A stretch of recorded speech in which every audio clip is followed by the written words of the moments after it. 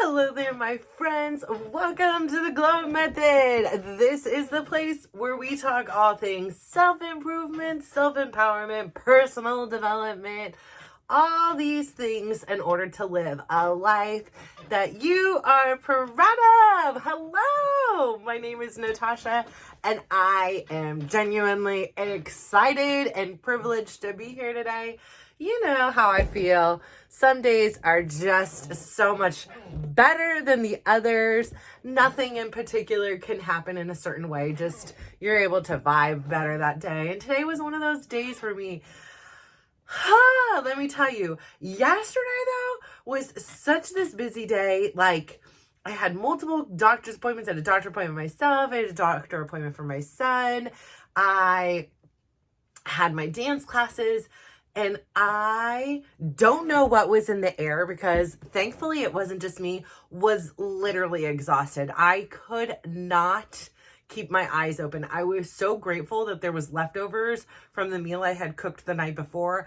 I ate that and I was like, I literally need to sleep because I won't be able to make it to my class. Like, I don't even think I could keep my eyes open on the road for 5 minutes, let alone 30 minutes.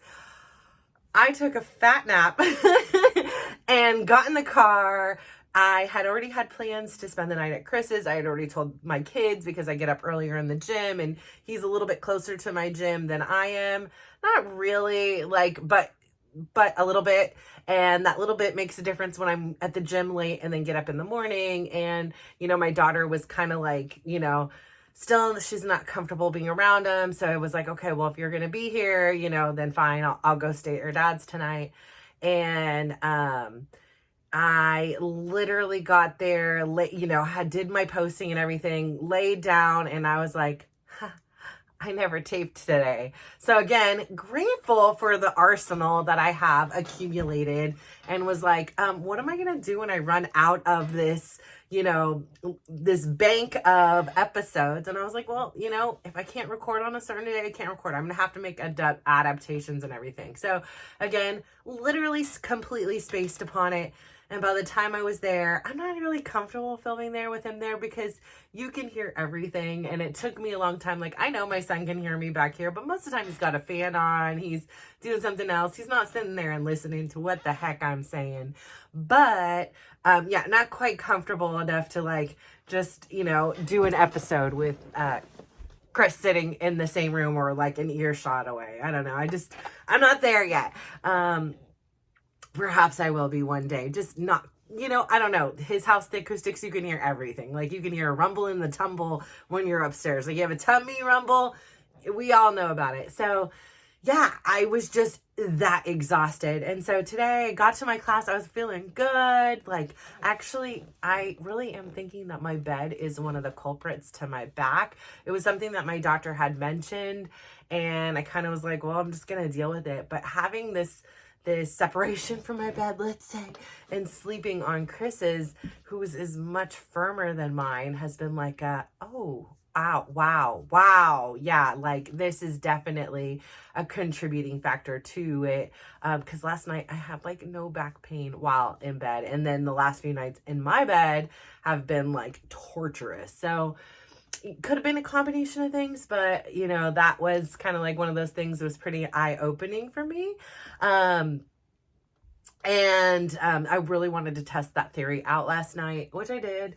And, so anyways, I got up, I had a great time at the gym today. Again, was leaning on my resources because I am losing my gym. And so one of the things I had talked about here was the fact that I am opening up to some of these resources because for so much of my life, I felt that anything that was happening to me, this is a minor thing, right? Real tough problems over here. I'm about to lose my gym. Honestly, I get it. In the scheme of life, this isn't a problem. I have much vaster problems my rent is going up significantly in the next month. And I was already struggling to pay what I'm currently paying. So yeah, that's a bigger problem. Plus now I have to pay rent and I have to pay for my gym and my car is still having major problems. So yeah, I just had to borrow money from my 19-year-old son let's get real here. Like, the problems aren't that deep, but it is my self-care. Like, honestly, if I did not have my gym right now, I don't know if I could get through it. I obviously would find alternatives. I can take walks, I can do gym at home. I mean, there's things that I could do, but I am not in a position, like, it is my therapy, you know, per class that I go to. It's not that much if you want to break it down that way, and perhaps if I get some more time on my hands, I'll even go more. But I'm working on a few things that hopefully, everything is crossed, will pan out, and it won't be, you know, like this cumbersome experience financially that I'm currently in at this moment. Again, you know, I don't want to rush things with Chris based on finances. You know, yeah, it's so easy to be like, go break your lease, come back here, and all these things, but I don't want to get back to where we're comfortable, and he doesn't either. Like, we've rushed into a lot of decisions, or a lot of decisions have been made for us. 3, you know, of our 4 kids were conceived on birth control. Like, this wasn't, you know, a lot of the things, we just didn't have a plan, and we're really enjoying where we're at right now. And I don't want to put this financial burden on anybody else. Like this is my responsibility.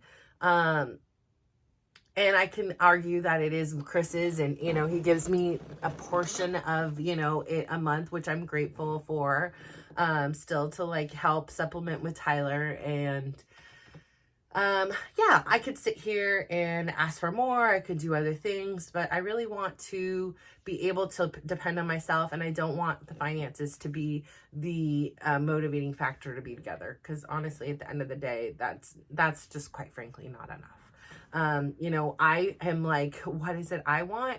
I want somebody that like, when I, you know, when there's days that I don't want to go to the gym, right? Or there's days that I don't want to do my steps, and you just don't want to. Like, what I want in this relationship is like, we show up even when we don't want to. We're still doing the work when we don't want to, when we're mad, when we're sad, when we're, you know, pissed off, whatever it is, that we're still going to show up, that we're still going to say, I love you every night, that we're still going to hold each other, that we're still going to be a partnership with on it. Somebody who's going to ask me how my day is, you know, that, like, these are the non-negotiable bare minimums. And for me, it doesn't sound like I'm asking too much. Like, this is what I need. You know, I still want to, you know, at the end of the day, if we're upset, be able to hug each other, and, you know, not bring in those unhealthy characteristics that we were, you know, using all the time. And so, you know, I was honest with him and said, yeah, I had to borrow a significant amount of money from our son. And he was just like, I feel really bad. I feel responsible, because if I was there, that wouldn't have happened. And I go, yeah. And that's true. Like, if you wouldn't have moved out, then I wouldn't be borrowing money from my son right now. But I also don't believe we would be where we were right now. That time, that separation is what either would have defined for me, was I in peace or did I miss you? And so, yeah, it's unfortunate. And right now, that's a little blip in the radar, and I will pay him back that money. Like, I will give him money and interest. I just need it right now in order to survive. And you know, like, that it is just what it is. And he was like, you know, why didn't you ask me first? And, you know, I would rather you ask me than him. And I was like, well, I don't want our relationship to be based on money. I don't want, you know, to bring those things, like, you know, that you had your stories and your beliefs, that I had all these secrets of millions of dollars hiding around. Like, honestly, I would not be driving this 2007 old car if this was the case. You know, like, not that it matters, but it's broken. I wouldn't be putting money continually into something that's broken. But you have your stories, you have your beliefs, you know, and at the time, that's what a story was, and what his belief was, and I can't fix it, I can't change it. And so obviously he can see the truth now, and, you know, that was ridiculous and so far from the truth. But it is what it is. And again, all I can say is everything needed to happen to get to where we are, and where we are now is not like anything we experienced before. And I can't say much, but I can say it's been 2 months, and that's not like a lifetime, but for us, shoot, that was almost longer than when we dated. Before we got married, we only dated 3 months. So, you know, I guess give us another month and we'll see if it's true. And actually, in that 2 months, it was, all right, the writing was on the wall. It was extremely volatile. We argued all the time. Like, I don't know, like in any reason we shouldn't have been together, but there we were. And we shouldn't have lasted this long, and there we did. And when we didn't, suddenly here we are again, like back together. So life is crazy. I will never say never, I swear, because clearly this is evidence of it. Like I'm sad, like I miss him. My daughter is gone, my son is out of town, so I'm not gonna leave my 17 and 19-year-old here, and he has early meetings on that day, and he could come over here, but he's also not feeling 100%. He has like a little bit of a sore throat. He doesn't want to get the kids sick again, who just were sick for like months. Like I took one of my sons to the doctors last week because he's been sick, or yesterday, because he's been sick for over 3 weeks, and my other son had like walking pneumonia, and he had been sick for 3 or 4 weeks himself. So like he doesn't want to get these kids sick again if he has the opportunity to not. And so I'm like, but I want to see you. And yeah, so I miss him. Like, so I got to see him a little bit. He stopped by and got some milk or whatever. So that was cool. But anyways, I say all this to say, I'm really proud of myself because, again, at the gym, I was, felt like I was like a saleswoman, like, hey, if you know anybody, please let me know. Here's my story. I need the gym. Most of my friends, they only go to single sites, so I really relied upon a few of my friends that I do know go to the multiple of the sites because I don't want to let anybody go. I had a scenario where I could pay $25 less a month, but then I could never go to the gym I predominantly go to, which is in Fremont, which is not where I live, which I know doesn't make sense when the gym is right here. But again, I love my instructor down there and I love my community. The gym itself is much nicer by where I live versus there, like significantly nicer. But again, the people are what make the gym for me. And not that the ones here aren't great. It's just this instructor is he's just my hero. And so I can't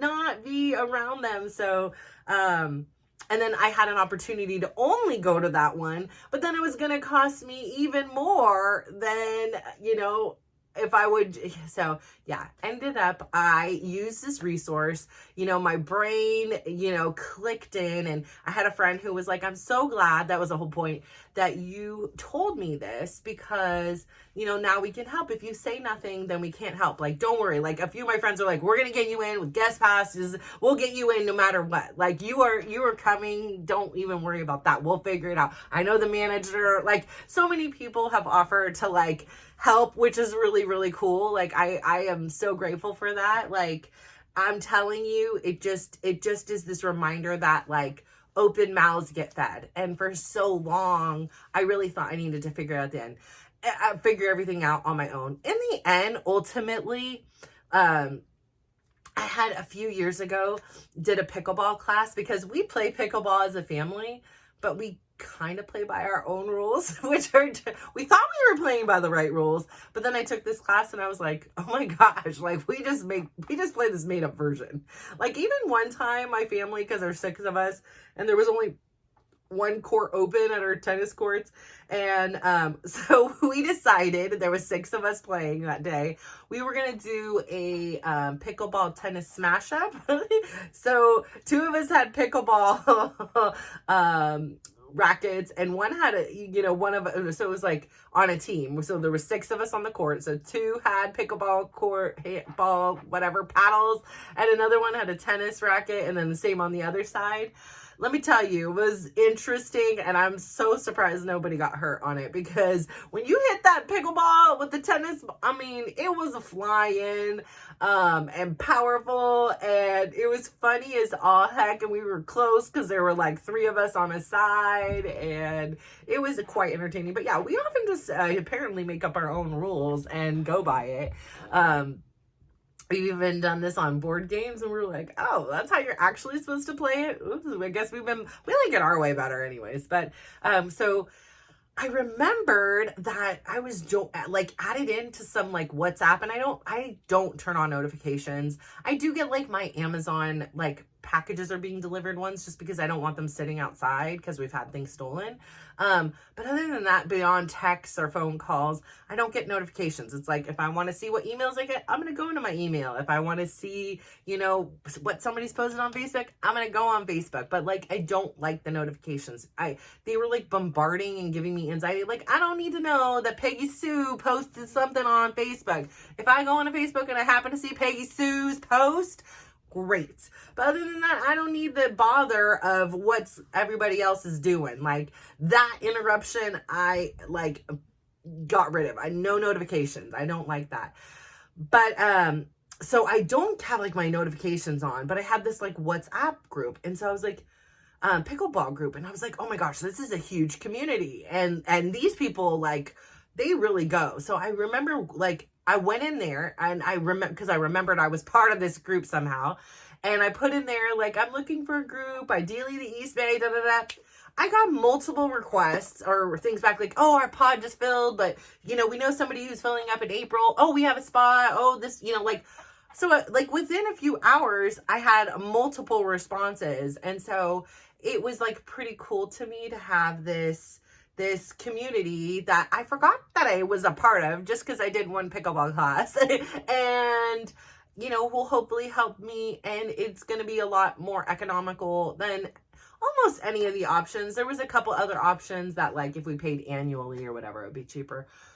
Literally, it's a $10 a month difference or $12 a month. I'm not sweating it, you know, like, because you get like a free month and all. Listen, I'm not splitting hairs. I'm just happy to be a part of a group, and it's a part of the East Bay group. I don't even know these people. I was like, Lord help, please don't make me be getting scammed over here. But I guess if I can't get on March 1st, well, shame on me or shame on them. Like, I'll figure it out. Like, I will get in some way, somehow. I'll be like calling in favors, like, somebody meet me at the door. Let me in, you know, like, I'm hoping they'll just remember, like, hey, my app's not working, you know, or I'll figure something out until, you know, I get in if it happens to be I'm scammed. It'll be a lesson learned, but I'm like, listen, I put a lot of karma out there. I'm not scamming anyone. Please, nobody scam me. I don't have time for this business. I consider myself pretty, you know, nice and things like that. So fingers crossed that, you know, this will be a nice group, and, you know, I won't really see them because I'm not out there, but perhaps this is going to motivate me to go play some pickleball or tennis once again. And, you know, I do enjoy the kids, even if I'm making up our own rules as we go. We can make up our own games, right? Chris and I were playing backgammon the other night. You know, it was cute. He was like, you know, I really like watching TV, but I know you don't. And so we have been watching a lot of TV, but I've had a little bit of an injury, and I've just been in this kind of wanting a little bit of more nurturing, a little bit more somber kind of mood, as you can kind of tell. It's been winter over here, where it's been cold. It's been like, I don't know, like, I've actually been kind of just wanting to be a little bit lazy and eating and drinking soda, like doing things that, like, were such a part of not who I am. But I'm just like, honestly, I just needed the rest, and I was enjoying this experience or whatever. So yeah, I've been watching a lot more TV than I'm accustomed to. I'm usually so much on the go. It's actually been a little bit nice to just relax and chillax and to be with somebody. Like, I don't know, it just has given me this sense of safety again. And so he was like, you know, I know you don't really like watching TV, even though I did like these programs we were watching. And so he was like, you know, I want to be able to do other things too. I don't want you to always be doing something that I like to do. I really want to make sure that, you know, we're doing things that you like too. So, like, could we play like Rummy? And we've played Rummy quite a bit. And so I was like, why don't we play backgammon? We haven't played backgammon in a little while. So we actually watched this YouTube, and they showed the rules, and I was like, I have never started. I thought that this special dice was how we played the game, like how you started the game. And it was like how you began was totally different. And then it had these rules where it was like, it was a different way to end. And I was like, well, I don't like that way. Let's go back to our rules. So again, I don't know if we even play that game by the rules. It seems like we just are making up our own rules, which is like this show, like, right? Like the show, this podcast, this YouTube, whatever you want to call it. Like, honestly, it is your game of life. You get to make the rules. Just because somebody made up the game and they made up the rules, it doesn't mean we need to always play by them. maybe they fit. Like, if you're going in a formal setting and you're freaking playing pickleball tournaments, then yeah, I guess you need to play by the rules, right? But if you're playing a casual game with your family and you want to ad lib and make your own rules and do your own things and you're having fun in that way, then fine, who cares? I mean, just know when you go out in the world, like, you're playing by the rules, kids, don't get in an argument or fight with somebody over it, because this isn't the proper way to play. But if you're having fun and you're enjoying yourself and you're adapting the game to fit you and your lifestyle, that's what this is about. Like, it is not about being a little robot following behind somebody else. You can make your own game and you can make your own rules, because it's your life. This whole thing is about creating a life that you're proud of. It's not living by the rules. It's depending on your resources. Like, today felt like one big fat game. It was like depending on my resources. It was hustling. It was, having a good time, bringing good energy, speaking to people, finding out, okay, one lady hooked me up with this group, and literally the whole group chat, they're speaking Chinese. I'm like, I don't speak Chinese. I don't know what to read this thing. I said, but my name does look really cute with the characters. I like that. But she's like, oh, here you go into translate. People will help find you a group. Like, I'll get you in. Use my picture if you can't get in. I'm like, girl, I don't look a dang thing. Like, I cannot. Then they know me because I come in every day like, hey, hi. Like, hi, Natasha. They know me by name. It's not like I'm just elusive in there. They're like, oh, there's Miss Smiley, or yeah, I'm going to come rolling and pretending I'm Asian, and no, it's not going to work. They know who I am. I'm not going to get you or I in trouble. I'm going to get freaking banned over this. Like, it's not that deep, but to have somebody put themselves out there like that and reach out. So yeah, I'm playing by my own rules. I'm creating my own game of life. Again, then we talk with Chris, and he's feeling bad. And like I said, I reassure him that I'm like, listen, like, I don't want to, and you don't want to make a decision in haste, hurry up, you move back here, and all of a sudden we're like, oh crap, no, we actually don't even like each other. Like, you is on my nerve. Why are you in my space? And now I have to dissolve again.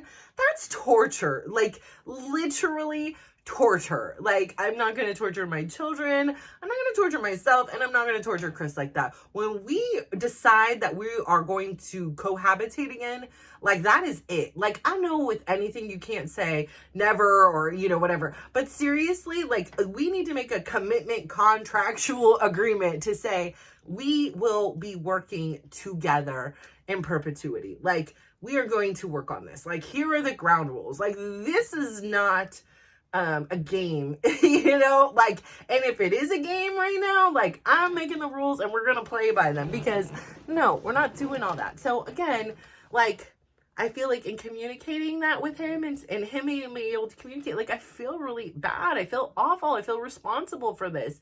And in some ways, yeah, you are. Like, you left. You did that. But like I say, I am really grateful for it, because I can almost guarantee it would have took some kind of a nuclear explosion or something catastrophic to happen to bring us to where we are now. And I love where we are right now. Like, it's really special. So yesterday was another great day for me when I went to my doctor. So I've talked to you. I went to the doctor about the skin. And, for so many years, I was like, honestly, like, it doesn't matter. Like, there's skin. Like, it's just loose skin. Because, hey, I was 300 pounds. And I go to the gym. I do my, like, this is the gun. This is the fun. This is the battle wounds of being 300 pounds for so many years. And when I was 300 pounds, if I would look at my body now, I would be like, girl, hallelujah. Like, you are there. You got here. You did what? Like, I would have been over the moon excited. And I still am. I am so grateful. Like, when I look in the mirror and, I'm in the gym and I'm like, doing something with weights, and I'm like, those are my arms. Like, that's my waist. Like, I can get excited about it. I disrobe, I take my clothes off, and you don't have the luxury of, some of the stuff that's holding you in. And it's a little bit frustrating or disheartening, right? Like, I love it, I appreciate it, but I also am at the point where, like, I kind of want it gone. And I feel this for a little while, guilt for wanting it to be gone, because my whole premise is I've done this all naturally. I didn't have any sugar. I had I had a lot of sugar. Don't laugh. I didn't have any surgeries, but I had sugar. I have sugar every day. I think I tried these new Post Malone Oreos yesterday, and I think I single-handedly almost dusted off the whole I mean, they're gone. But I think a kid or two had one or two or a few. But I single-handedly ate them all. And no shame in the game. I enjoyed every little cookie. There was something about it that was nostalgic about my grandma. So I have zero regret about eating them. They were very good. I love caramel. I love chocolate. I don't really love Oreos anymore. As a kid I did. But I loved it. I enjoyed the heck out of them. So I've had a lot of sugar. Let's get that clear. But I haven't had any surgery. I haven't used any diets. I haven't had any medications or anything. Like, I did this. I did it with discipline, with the consistency. What I was telling Chris about us is the same thing. Is like, I showed up even when I didn't want to, even when I didn't have the energy. I mean, over the course of what I've done, I would say 99% of the days, I hit at very least 10,000 steps. Yes, there was when I had my surgery, when I had those cortisone shots in the back, I shut everything down because I was like, this is just so bad. But I still slowly moved around. I still did things. And I think there were a couple days within there that overall the scheme. I mean, when I had COVID, I was still hitting 20K. Like, I've done crazy numbers. I've done it. 10K is the bottom line. And so most days I really do get 10K. I mean, like, again, 99%, even through people dying, through being on planes, I will figure it out. But I would say, so that same tenacity. So I kind of felt like this, like, almost like guilt and worry, like, I'm going to put myself under the knife for skin. Like, it is part of who I am. I still look, oh my God, like, amazing. I'm so proud of the way I look. And it's not about the look, right?